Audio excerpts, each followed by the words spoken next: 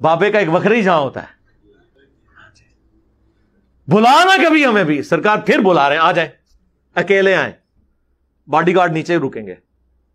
फिर तू भी बता बायजीद क्या होता है, मैं भी बताऊंगा बायजीद क्या होता है। मैंने तो बता दिया जो बताना था, हाँ, आपने क्या बताना है आगे हमें।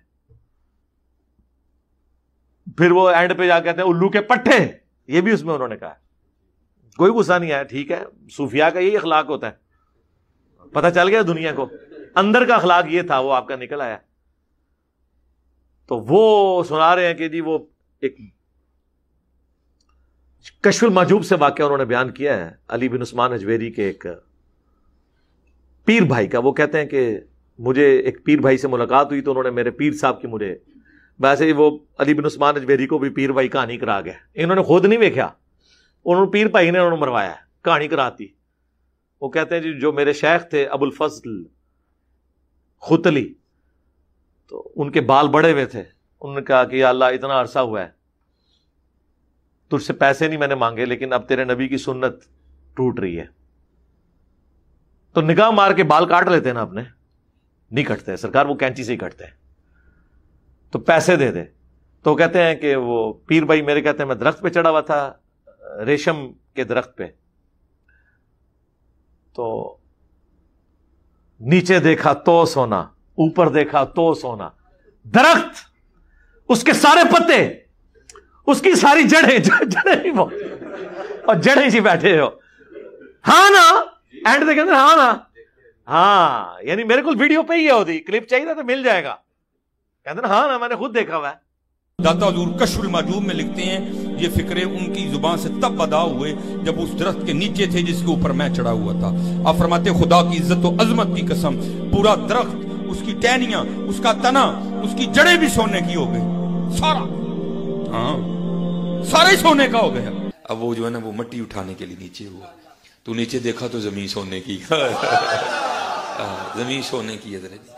ये क्या हुआ, दाएं देखा तो सोना, बाएं देखा तो सोना, आगे देखा तो सोना, पीछे देखा तो सोना।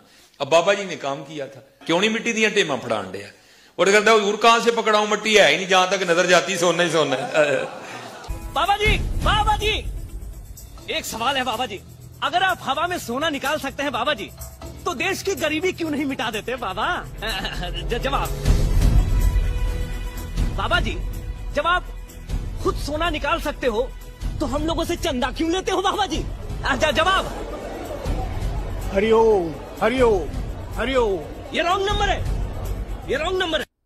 और फिर वो कहते हैं वो सन्यासी बाबा था एक, और वो एक हजरत के पास गया, और जब वो नमाज का वक्त हुआ तो स्तंजे के लिए जो ढेलियां मांगी, ऊपर देखा तो सोना, नीचे देखा तो, वो जिस ढेले को पकड़ते थे तो वो सोना बन जाता था। ये देखें, और आपके कितने लोगों ने, अक्सर आपने सुना होगा कि एक हकीम था, उसके पास एक चीज थी, वो सोना बना लेता था। सरकार साइंस ने आके आपकी मट्टी पलीद कर दी है, सोना बन ही नहीं सकता। सोना एक ऐसी यूनिक धात है जो किसी दूसरी धात में से नहीं बन सकती। ये जितनी आपकी स्टोरी है सब झूठी साबित हो गई हैं। अब तो पीरियोडिक टेबल केमिस्ट्री का बन चुका हुआ है, ये बन ही नहीं सकता। बाजुकात एक चीज में से दूसरी निकल आती है, लेकिन ये सोना वो धात है जो इस तरीके से नहीं बन सकती। वो कहते हैं जी वो ढेलियां सोने की बन गई, और उनको स्तंजे के लिए वो नहीं मिला। अंदाजा करें सरकार, फिर आपको लोग इसी तरीके से फिर छेड़ते हैं ना कि बाबा जी रॉन्ग नंबर, बाबा जी अगर आप हवा में सोना निकाल सकते हो तो मुल्क की गरीबी क्यों नहीं दूर कर देते, फिर हम गरीबों से चंदा क्यों मांगते हो। ठीक है, और यही हुआ है ना। हम तो कहते हैं इसको छोड़ दें, हम आपको अपने नबी से मिसाल देते हैं। सूरह अत-तौबा की आयत नंबर 92 है कि ए नबी इस्लाम, जब आपके पास गरीब लोग आते हैं कि रोमन अंपायर के खिलाफ गज़वा तबूक में हम आपके साथ जाना चाहते हैं, लेकिन हमारे पास कोई सवारी मौजूद नहीं है, तो आप हमें सवारी और रास्ते का साजो सामान अरेंज कर दें, हम आपके साथ जाएंगे।